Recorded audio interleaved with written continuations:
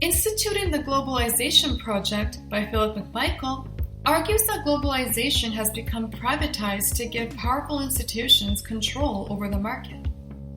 This is because they are largely the ones who are able to invest in resources, while the smaller players are not only left with limited resources and property, but also find it difficult to even live in less abundant areas, and on top of that, are exploited for their labor.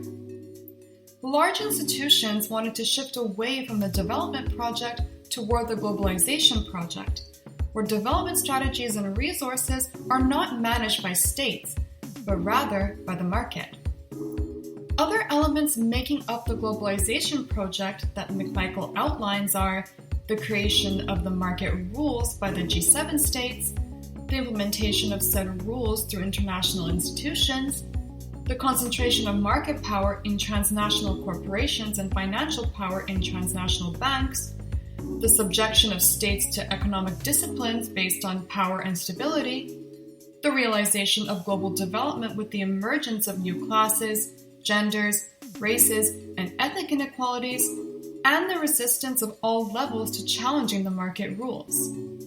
There is a case study describing how, in order to start developing the globalization project, the US had to get the Second World, or the previously communist countries, to adopt market capitalism after the Cold War.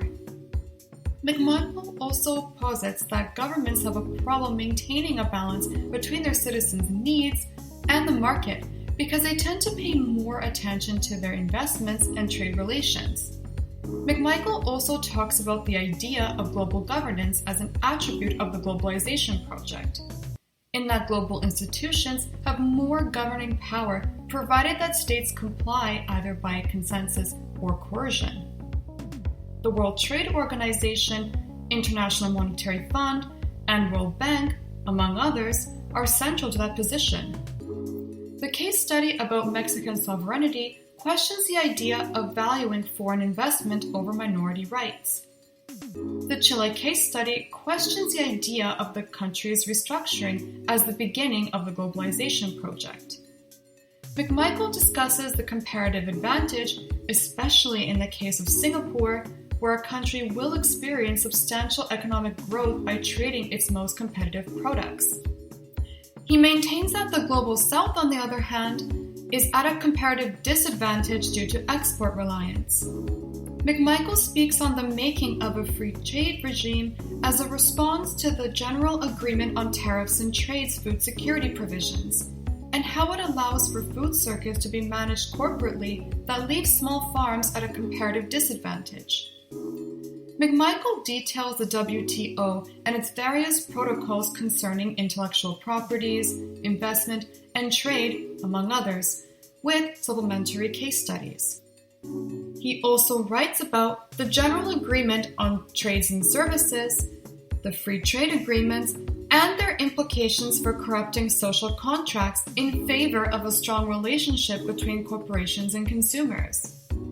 He also postulates that even basic necessities such as water are being commoditized and owned by those able to afford them. While I may not have the full knowledge or have first-hand experience of the globalization project at a larger scale, I, as a global citizen and consumer, am nonetheless reluctantly conforming to corporate rule. So I essentially agree with McMichael's position on the issue.